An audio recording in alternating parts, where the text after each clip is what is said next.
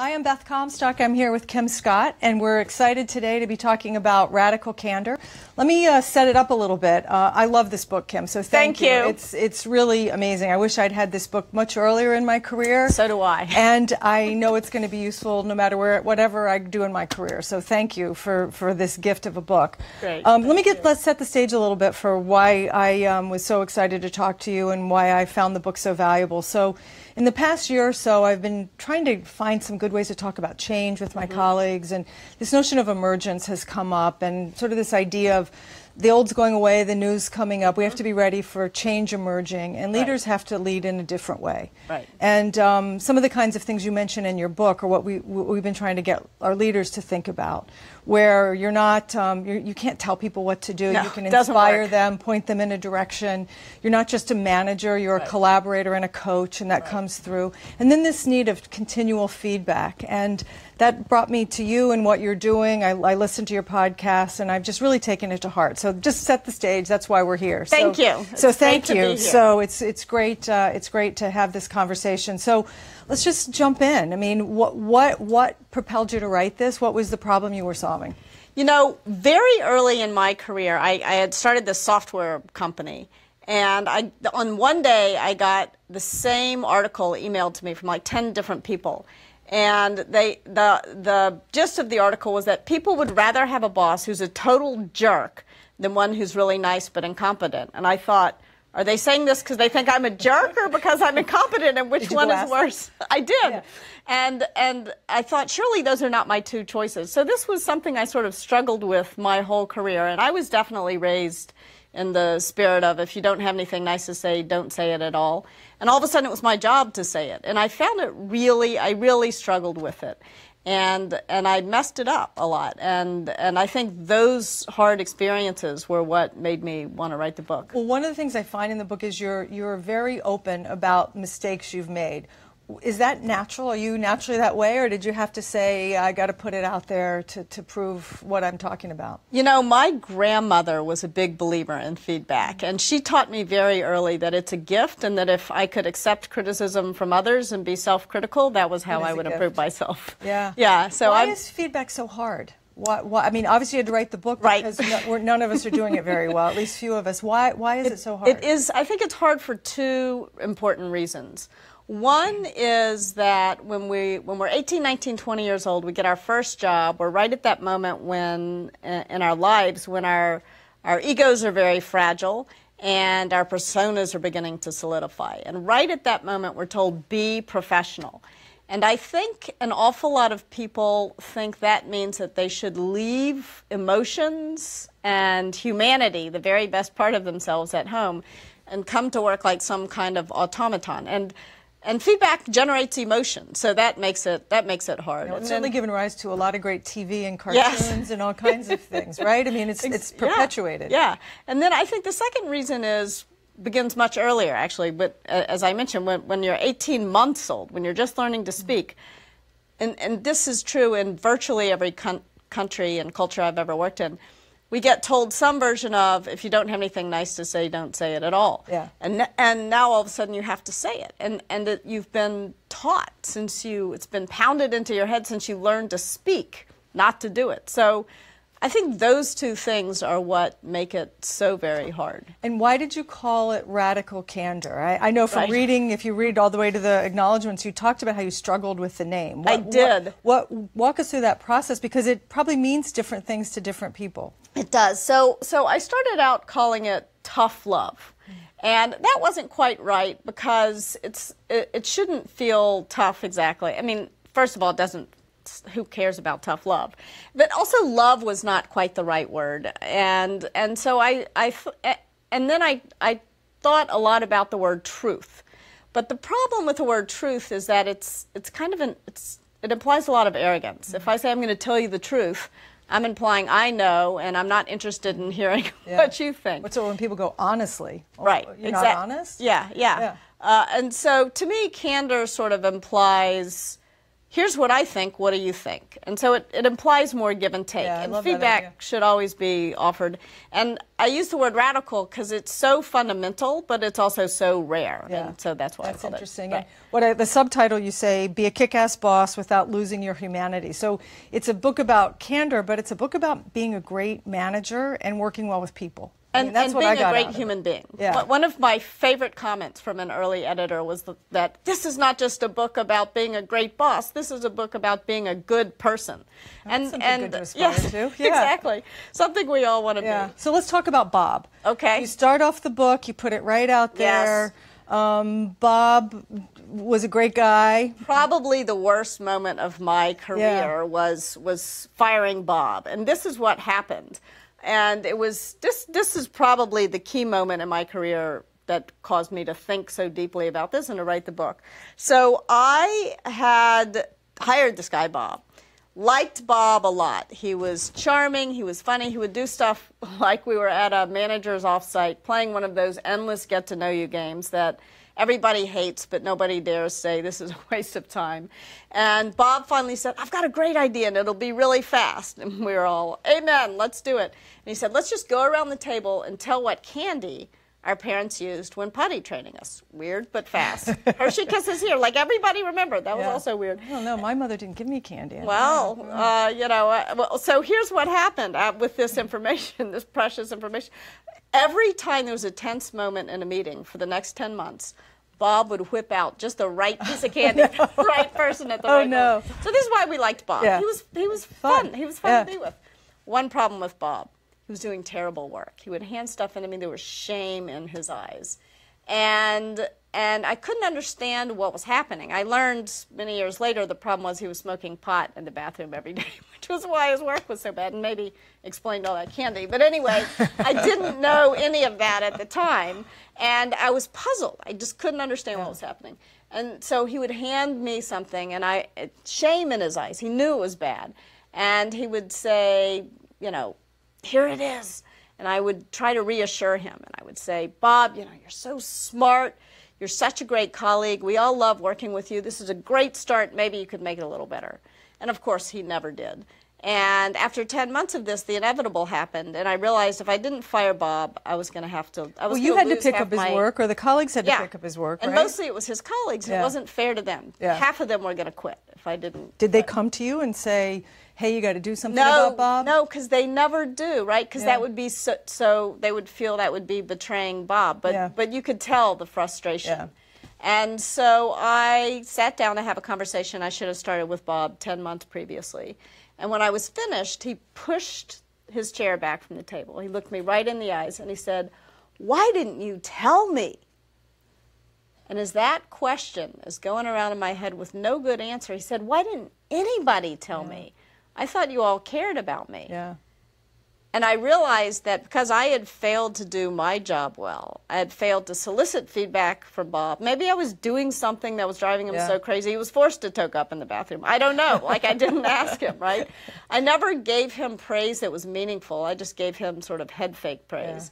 Yeah. And I never told him when his work wasn't really good. Good for you for thinking through that, because it's actually a very kind act you're talking about, to give people that candid feedback. But it wasn't until that moment that I realized it would have been so much kinder. I thought I had been nice for all those 10 months. And in fact, now I'm firing him. Not so nice after all.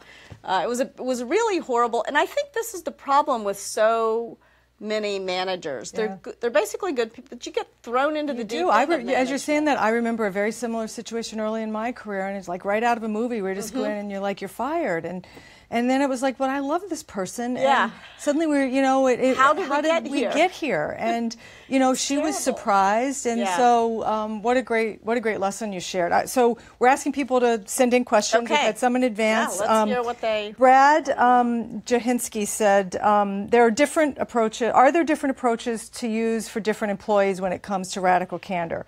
Have you noticed that basically what Brad's saying is, do some employees respond better than others? Yes. And how do you know? Yes, it is really really, that's the key question. So thank you, Brad.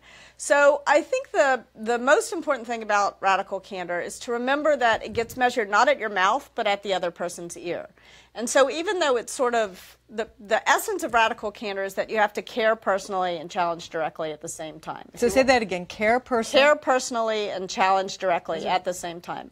And you've got to do that with everybody. So it's sort of a universal, but it's also totally relevant to the individual you're talking to. You've got to change it for each individual, because some people will be sort of bullheaded, and so you're going to have to work much harder to challenge them directly. They're not going to hear you unless you say it in a way that maybe to you feels harsh. And there are other people who are going to get really upset. And your job, when somebody gets upset, if they start yelling or crying or folding their arms, or there's a thousand different ways to see it, your job is not to back off your challenge, because then you wind up in a worse place. Your job is to react with compassion, to move up on the care personally dimension of radical candor. And you've got to adjust differently for every single person. If you're, so you have to know the people you're giving the feedback. You talk about how to get to know people in the book. Yes. We had the similar question from Scott Everingham as well. Just this idea of how do you know? I mean, do you have to test it out a few times with people? It's unfortunately, this is a learning by doing thing. But I think you should go in with more confidence than you might feel, because you know how to read people. You can usually tell when somebody is getting upset. You can usually tell when somebody is blowing you off. Yeah. And you can't tell if you're sending them an email, by the way. So do it in person and read the body language. Realize that a big part of your job is to be present to the emotions that are in the room. I think so often we tend to try to dismiss the emotions in the room. But these emotions that the person is feeling and showing you in some way, shape, or form are what's going to be your guide to move towards radical candor. So say a little bit more about that. So if somebody, I mean, you don't know how they're going to react. I mean, so if, let's say, somebody breaks down and they start crying, which is probably what I would do, because that's just sort of my natural reaction. Yeah. I mean, what would you do for me? I'm a crier as well. True We'd confession. both be crying? We'd both be crying. I might start crying if you start crying. We'd be a mess. Okay, I get angry. Yes, what do you do if I'm angry? Yeah, if you start yelling or getting... Yeah. So I think the most important thing is just to acknowledge the emotion. Okay. Eliminate this phrase. It's real. The person's really feeling it. It's real. If you say don't take it personally, then they're just going to be twice as mad or sad or whatever. Personal. It is, of course it is. And so eliminate that phrase from your vocabulary. It's okay if somebody gets emotional. So try to use the emotion to move towards a place where you show them that you've cared, but also that they've heard your message, that you've been clear with them. So you've given some great examples about the difference between being nice and kind, and you talk in the book about, you've worked at Apple, you've worked at all the big Silicon Valley tech companies. You talked about Steve Jobs and just his line, "Your work is shit." Yes. And it seems kind of rude. It does. But you actually have a really interesting way of observing that, and it didn't strike you as rude as it may sound. Yeah, if you unpack it, if you listen to his full explanation of why he was talking that way, first of all, you have to remember he had a real relationship with the people who worked directly for him. In the end, I don't know of any other word to describe the relationship between Tim Cook and Steve Jobs other than love. One man offered the other his liver, and Steve Jobs said, "I can't accept the sacrifice. There's only one way to explain that." So there was such an amazing story. Yes, it is an amazing story. So there's a deep personal relationship there, and I don't pretend to. I mean, but seems to me from a distance that was there.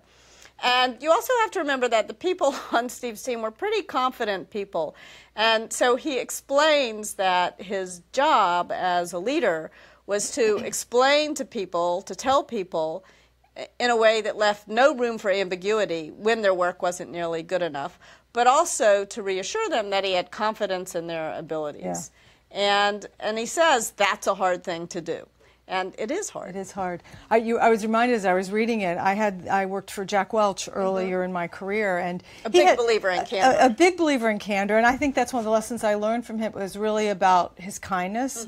There's something, even if you don't like it, really good about knowing where you stand. Yes. Well, Jack had a similar kind of line, and it wasn't that your work is shit, but his was you were either a pig or a prince, never a princess. And he'd come in and he'd say, you're a pig today, and here's why. Yes. And you knew what you had to do, or you're a princess and you felt like, or a prince, like I said, never a princess, you felt like you were on the moon, like it's over the moon, it was amazing. But you always walked away going, I know where I stand, I know what I have to do, and that was really quite kind. And it's hard to get your head around that. It is. At Apple, they call that the hero shithead roller coaster. The hero shithead roller coaster, okay. So meaning like, you one day you're a hero, the next day you're a shithead. Yeah, okay. So again, like, don't give feedback to people, you're a shithead. That's not a good way to do it. I want to be clear. But yes, you want to know how you're doing. So Andy Barker writes in, favorite quote from the book is, quote, it's not just business, it's personal, and it's deeply personal. Yes. And Andy asks, why are there still so many, so many just business leaders?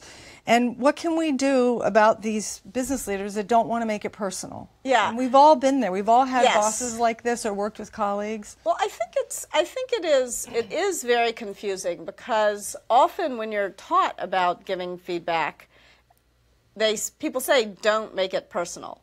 And that's true. You don't want to personalize. You don't want to criticize somebody's personality. The idea of giving feedback is to help them change and improve.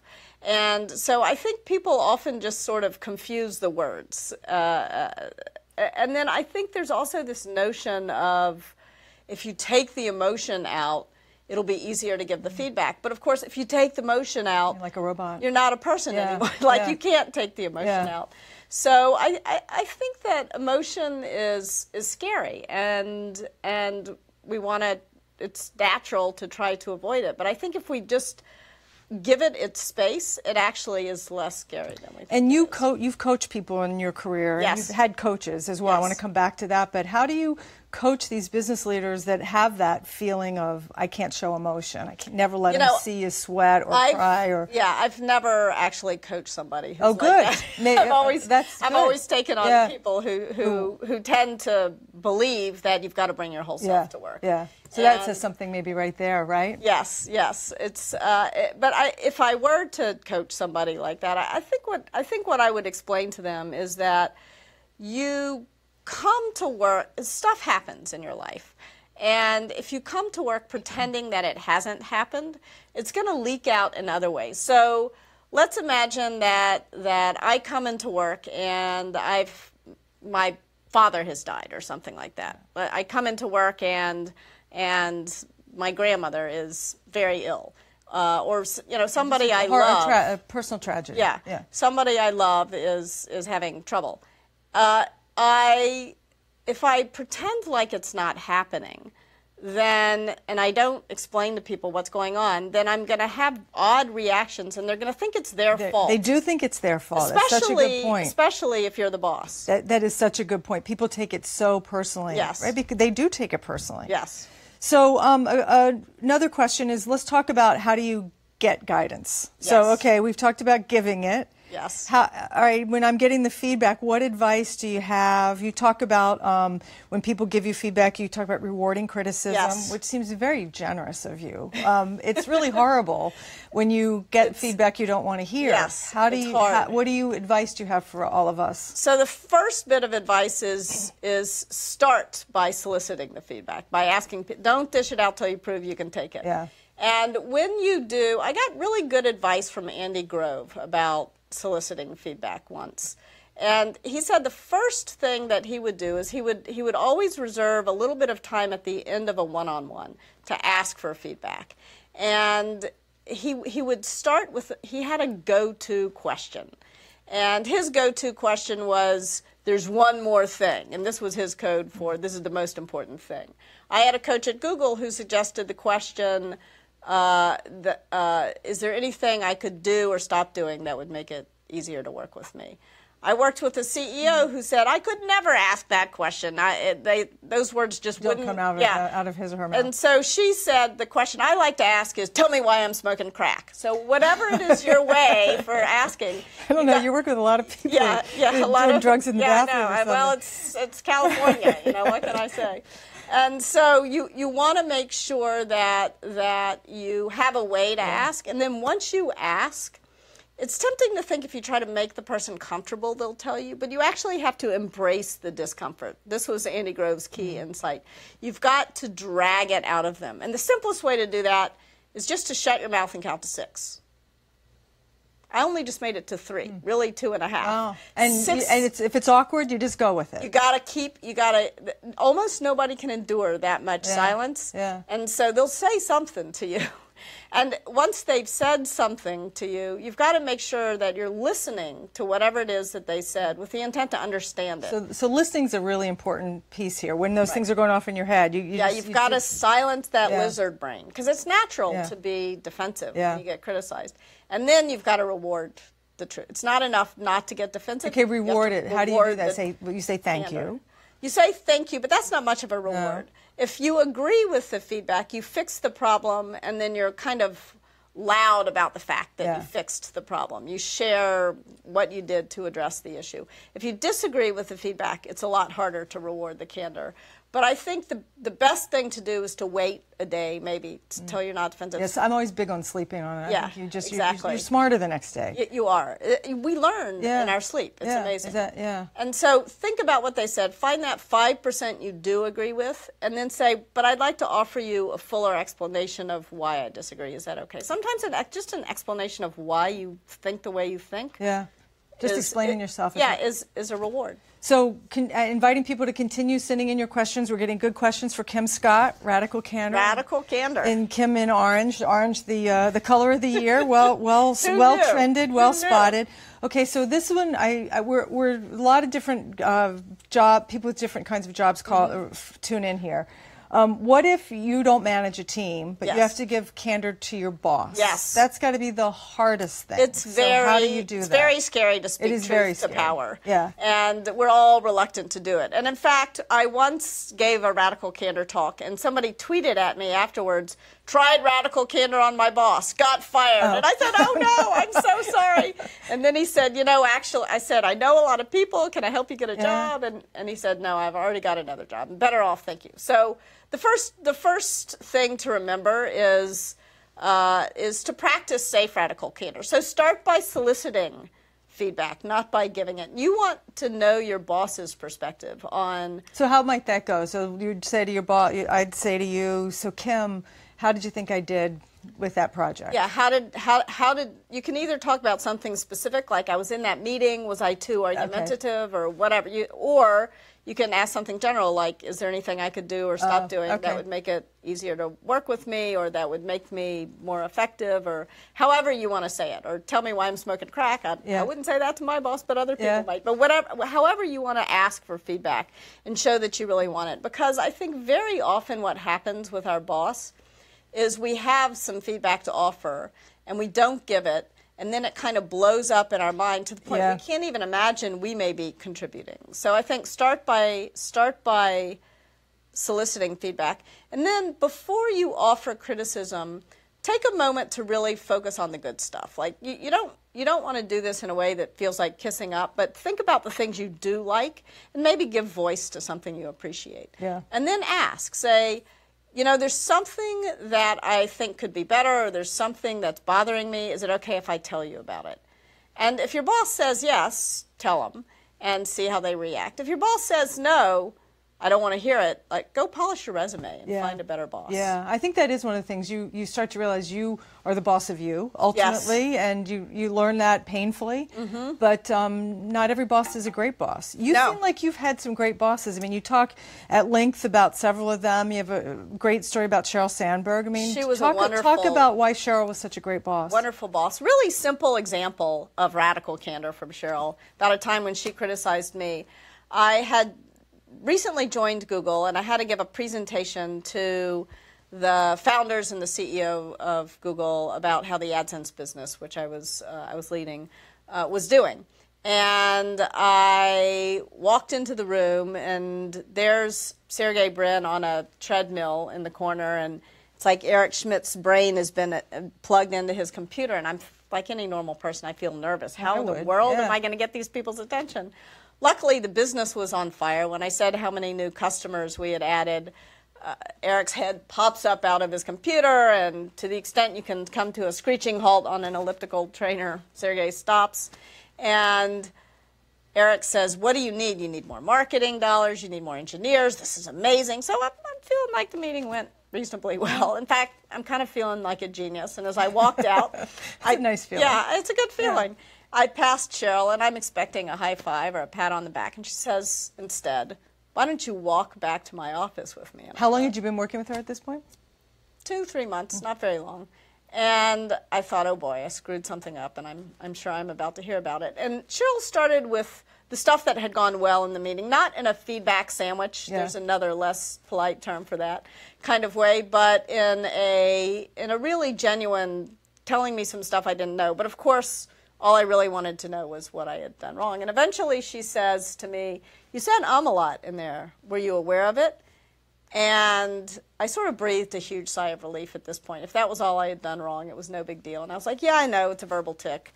And she said, I know a great speech coach. Google would pay for it. Do you want an introduction? And I did this thing again with my hand. I was like, I'm busy. Didn't you hear about it? I don't have time for a speech coach.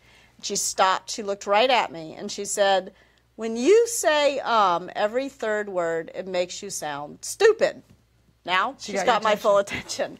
And some people might say it was mean of her to say it just that way. Clearly you weren't hearing her when she was saying that before. Yeah, it was the kindest thing she could possibly have done. And she wouldn't have had to say it that way to the other people on her team, but I'm a little bullheaded. And she knew it. She could tell. She could see that. Again, it was good we were in person because she could see I was blowing. I didn't tell her I was blowing, but I told her she could tell your body body language.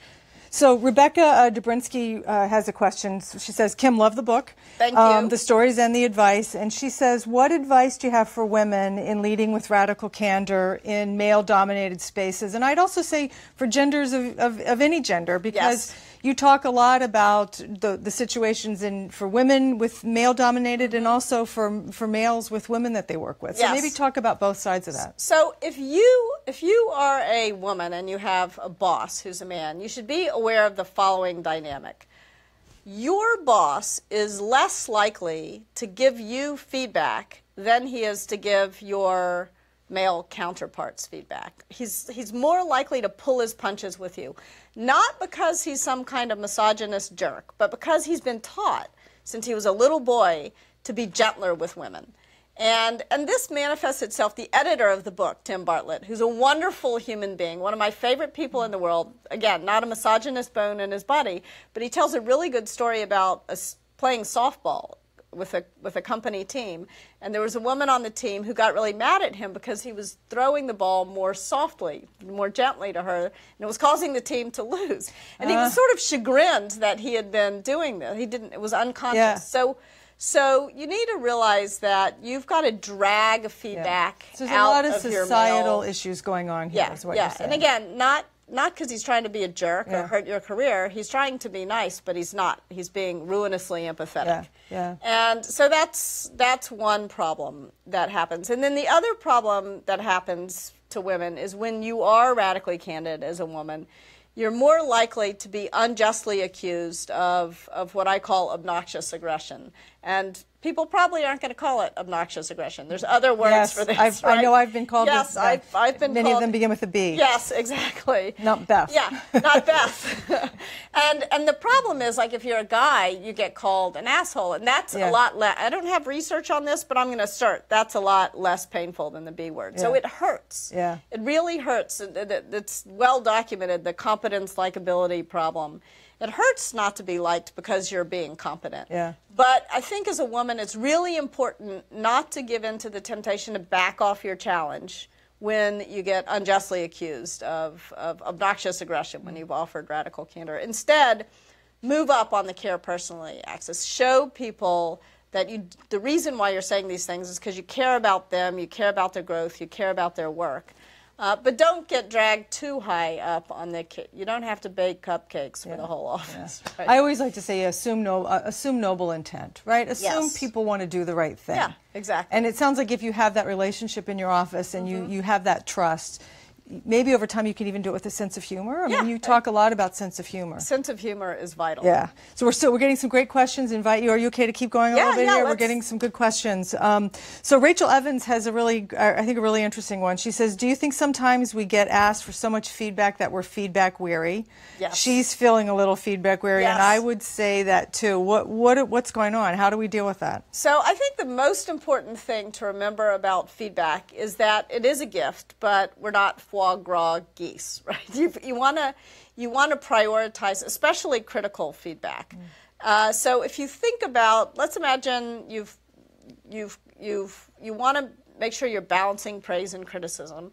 So you should be saying a few positive things for every, not in the same conversation, and don't make it like a feedback sandwich, because if you do that, it's like, great hair, terrible work, nice shoes. You know, that's not really that helpful. And most people are pretty smart. They know the criticism. They know. But so you want to make sure that you're giving praise that is radically candid, and you're giving more praise than you are giving criticism. And if you focus on that with all the people who you work closely, you can't do it with every single person. There's not that much room in the week for so you want to choose the most important thing. I think one really good piece of relationship advice at work and everywhere else is leave 3 unimportant things unsaid each day. So say that again. Leave 3 unimportant things unsaid each day. Like, so don't litter the conversation. No. I mean, don't nitpick. You don't have to tell every little thing that is imperfect. That sounds really important for relationships at home. Yes. Do you feel like through this journey you've become better with your family? I have learned a lot about radical candor. It's interesting.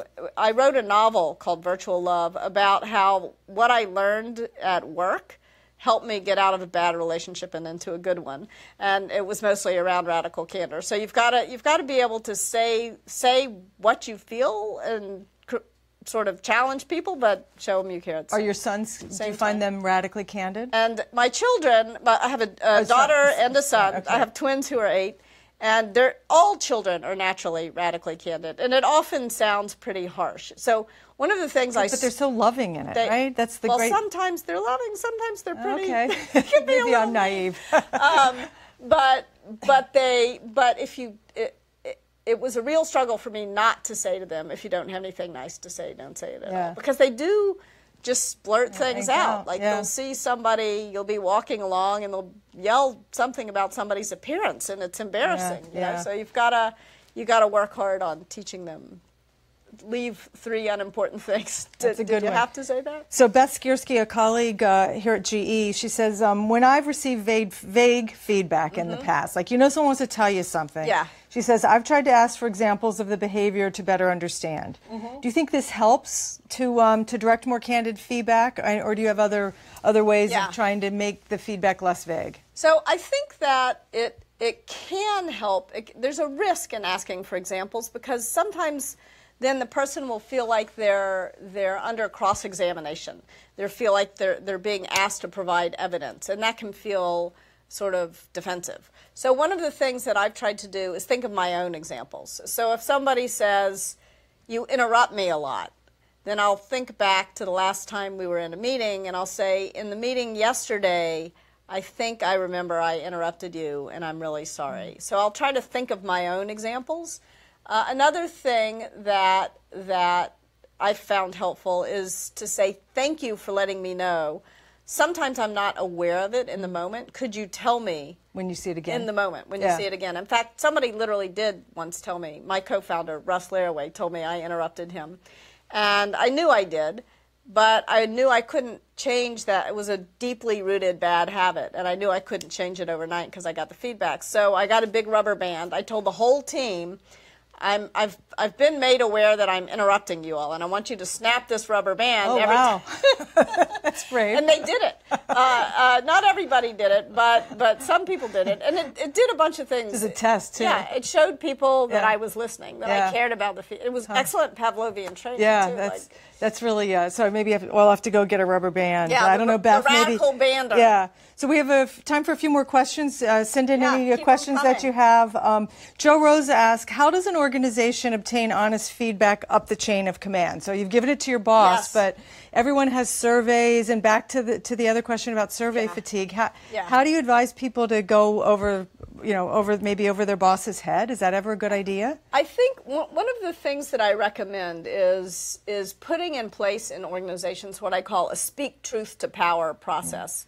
This is also often called skip level meetings, but that sounds kind of hierarchical. But the idea is, if you're a manager of managers, you explain to your team that you're going to have a meeting with each of their teams without them in the room, in which you say, let's say somebody on my team was named Bob. Well, I've already used the name Bob. We'll say Bob Jr. Yeah, we'll say Bernita, whatever. So I'm going to go into Bob's team, and I'm going to say, what could Bob do or stop doing to make it easier to work with him? And I'm going to get feedback on Bob from all of from all the people who work for him, and we're going to have a conversation, not for attribution conversation, but I'm going to explain to all of them that I'm typing. I'm going to take notes during the meeting. I'm going to project them, and at the end of the meeting, I'm sending these notes to their boss about how their boss could improve. And I'll say repeatedly throughout the meeting, ideally, you'd be able to go and talk to your boss directly about these things. But what I want you to do is let's start this process this way, because I acknowledge that it's really hard to give feedback to your boss. It's a good recommendation. I've set up something I call the Culture Club, and it's skip level, and it's designed to say the culture's got to change with us together. I can't expect you to do it on your own. You can't expect me to do it for you. Let's do it together. But it's it's more of a team sport. But you really, I want them to bring feedback. And at first, I'm not sure they believe it. Yeah. I love that idea of taking the notes and then projecting them back. That's something. And make sure the manager takes some action. Yeah. Hold them accountable even for it. If it's a small action, a tangible action, so that people don't feel like they've wasted their breath or taken a risk and then not been rewarded. So here's a question somebody's asking, what if it's just too late? Like, I work for a team, they've had the opposite approach of radical candor. I guess they've just not spoken to one another. Right. And how do you introduce such a 180 change when the team is not, they're very clammed up, I guess? Yeah. What would you recommend? I think one of the things that has been, I've worked with a bunch of teams in this situation, and one of the things that can be really helpful is to come up with a shared vocabulary to talk about this stuff. And so the words that I use in Radical Candor, feel free to take them and use them with your team, or come up with your own, but think hard about them. I actually thought for a lot, I spent months coming up with this. So when you care personally and challenge directly at the same time, that's Radical Candor. When you care personally and you show it, but you fail to challenge directly because you're worried about people's feelings or whatever, that's ruinous empathy. And sometimes just having a name for it in a meeting, somebody will call out and say, oh, we're being ruinously empathetic again. And that's like it's a nice way to invite people to challenge. Another important term is when you challenge directly, but you fail to show you care personally. That is what I call obnoxious aggression. And sometimes people will say, let me be radically candid with you, and then proceed to be a total jerk. And so it's useful to be able to say, no, that's not radical candor. That feels like obnoxious aggression to me. So it gives you vocabulary. Gives you a shortcut to addressing these kind of complicated. One of the tools, you have great tools in here and a lot of tools. So I think for each situation, I like your get stuff done wheel. And with that, you also have a series of ways to have meetings and talk. I mean, it's very thoughtful. I assume you work that way. Yes, I put all of those into practice in the course of my career. And the key mistake that especially new managers make is they think their job is to tell people what to do. And as you said at the very beginning, telling people what to do just doesn't work. And so what's your alternative? How do you get a group of people, how do you herd the cats? It's sort of your job. And you got to start by listening, and then by clarifying people's ideas, and then by creating a culture of debate. And you've got to do all those things before you make a decision. So often leaders think their job is to be decisive. I know, and I thought your idea, like, there's times when you should not make a decision in a meeting. Yes. It's a staff meeting, there's certain things, but don't make a decision. Boy, Yes. that one I'm going to really take to heart. Push decisions into the facts. That was an important lesson. Vincent Watanabe, sorry Vincent, asks, how would you encourage the kind of feedback you're talking about globally in a company that's got global employees and every culture is slightly different? Or very different. Right, or very different. Yeah, I was once managing two teams, one in Tel Aviv and the other in Tokyo. And I'm here to tell you, Radical Candor sounds very different in Tokyo than it does in Tel Aviv. And in fact, with the team in Tokyo, I called it polite persistence, because being polite was how the team in Tokyo thought about showing they cared personally, and then persistence was how they thought about challenging directly. But in Tel Aviv, the politeness would have been sort of seen as an excessive waste of time and frustrating for people. So you needed to be much more direct in a very different way in Tel Aviv than in Tokyo. So much like we talked about earlier, when we talked about radical candor is different for each individual, it's also different for each corporate culture you have to or listen. national culture. Go back to it. You have to you have to get to know the people. Right. You have to listen. I think sometimes you have to communicate find different ways to communicate. Is that something you found helpful? Yes, but it doesn't have to take forever. I think one of the things that people worry about is that you have to get to know people really well before you can start being radically candid, or that you have to spend 5 times as much time to get through your day to be radically candid, and that's not true. For me, the origin story of radical candor came when I was walking my dog on the street of New York. I had this puppy, this golden retriever puppy. I loved this dog, never said a cross word to her, and as a result, she was totally out of control.